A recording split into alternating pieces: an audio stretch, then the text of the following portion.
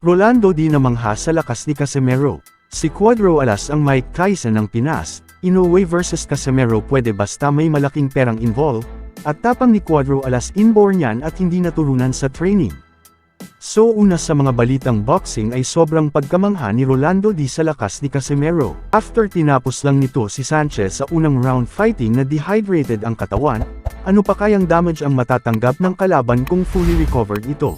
Pataas pa nga siya kasi mas maganda pa yung pinakita niya ng last fight niya eh. Inoue, Casimero, who's gonna win?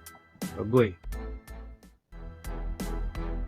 Kasi Ikaw una, Champ. may Ikaw first.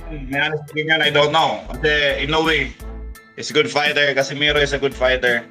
Pero this is my like professional unbiased opinion na. Kasi I see what I see like Casimero, he's the Mike Tyson of the Philippines.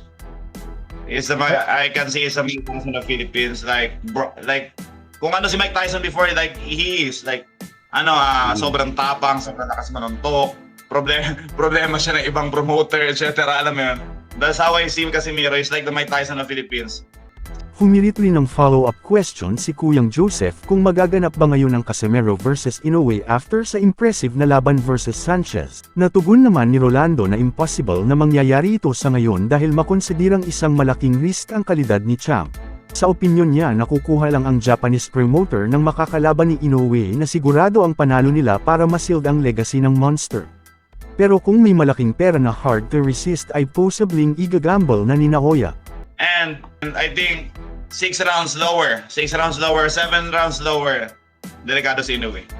Pero if Inoue will find a way na pahabaan yung laro, like gusto niyang pahabaan yung laro, like umabot ng 10 rounds yung laban, 12 rounds, gusto niyang pahabaan yung laro, hindi siya mag-engage muna agad. I think delikado si Casimero. Pero delikado si Inoue. After what happened kay Saul Sanchez, delikado siya.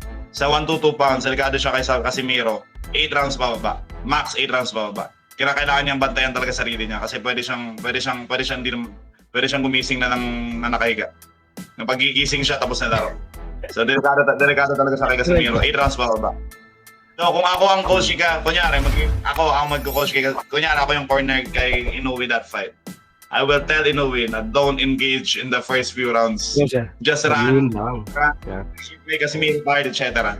Pero, siyempre, Casimero should prepare for that kasi smart yung mga Japanese eh. I'm pretty sure ganyan yung gagawin. So, isipin nila na delikado para talaga to si Casimero ng mga first few rounds, mga early rounds. So, make him tired, move around, huwag ka muna mag-engage. So, Casimero, if mabigyan man siya ng laban kay Inoue, make sure talagang handa niya cardio niya kasi I'm pretty sure pahabaan ni Inoue ang laro. Meanwhile na-ikumpare rin niya si Cuadro Alas kay former heavyweight champion Mike Tyson na malakas at matapang sa itaas ng lona at the same time ay hindi tinatantanan ng mga kontrobersyal. Just to make my first question fair, you think Inoue Casimero will happen in our era years or time? I don't know eh, kasi business na kasi ang fighting, hindi na siya katulad before eh. Business na kasi ang boxing, hindi na siya Thank you. Hindi na siya katulad before eh. Inoue wants to fight. Inoue's manager, syempre mga manager, if tanggalin ko muna magiging fighter ko, magiging fighter ko. Kunyari ako as businessman. Lalaban ako sa mga fighter na pwedeng mag-cement ng legacy ni Inoue na kaya niyang talunin na madali. Like, lalaban kasi kay Casimero, sobrang taas ng risk na matalo siya. That's my opinion. Sobrang taas ng risk matalo si Inoue ni Casimero. I'm not saying it will be one-sided fight, pero there's a risk. There's a risk na matalo ni Casimero si Inoue. So, kung the way how I understand boxing is a business sports na, hindi na siya yung warrior versus warrior eh. Warrior versus warrior. Yung panahon it's not that like that now. It's business. They will protect their boxers. So that they can get more money from their boxers. So, tingin ko parang medyo delikado. Parang baka hindi mangyari kasi nakita nila yung ginawa ni Casimero kay Saul Sanchez eh. Sinabi ng manager ni Inoue right after the fight? We don't want Casimero. He's not in our plan. Why? Not because, hindi, dahilan niya timbang. Sabi niya, kasi hindi naman professional yan, hindi nga nakakatimbang na maayos. Hindi. Ang nakita nila, pinatulog ni Casimiro ang never been knocked out, never been finished Mexican kahit na dehydrated at gutom. Alam nila yun. So I don't think it will happen if we will talk about business. Pero kung katulad kung mangyari siguro sa mangyari sa Saudi, yung medyo old school yung promoter sa Saudi ngayon, gusto niya laban na malakas eh. So baka magkaroon sila ng laking budget. Sobrang laking budget. Maglaban din po. Syempre, negosyante pa rin man yung manager ni Inoue. Ang galing mo! Bibigyan kita ng malaking pera. Labanan mo to. Sombre. Ay, no. Ayaw magsalita. Good, tama. Good. Yeah, go ahead.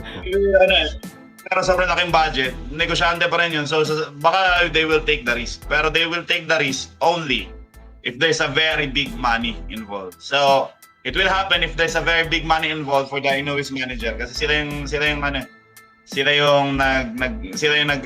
nagde-decide eh. Lastly ay binigyang diinidi ang pagiging matapang o being a warrior ni Alas sa itaas ng ring na napaka-importanteng karakter sa mga fighters na makikita mo lang daw kay Alas. No, I think being brave is inborn eh. Hindi mo matuturuan yung tao wag maging matapang. Hindi mo matuturuan. You can teach the person skills, you can teach him how to box, you can teach him how to do this, how to do that. Pero you cannot teach heart. You cannot teach heart. There we go. So sa lahat ng mga gusto maging boxer dyan, you need to have a heart in boxing. Or any MMA fight. It goes both ways. Yeah. It's inborn na yan. Like Casimiro, sa tingin mo, may kaya magturo sa kanyang ginawa niya na nainiwala pa rin sa kanyang patuloy kaya dehydrated. Walang kaya magturo sa kanya na yan. Correct. Yung skills niya, tinuro. Siguro yung the way niya kumilos, tinuro yun. Pero yung tapang niya, hindi yan matuturo eh. Ito.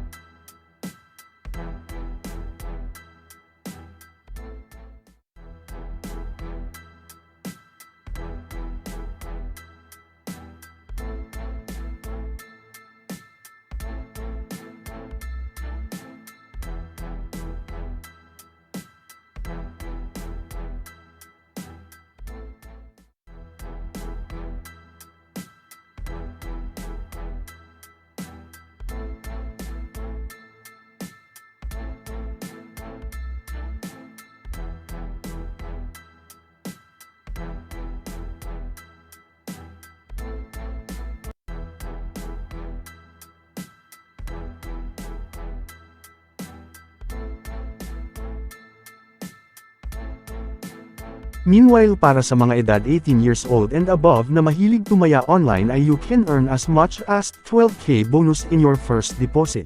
Pwede kang tumalpak ng 5 pesos at manalo habang nanunood sa inyong mga paboritong sports like boxing, NBA, PBA, PBL at G-League games. Madali lang ang pag-deposit at withdrawal via Paymaya, GCash Direct, GCash QR at online banking. Please check comment section para sa pagrehistro at gamitin ang promo code.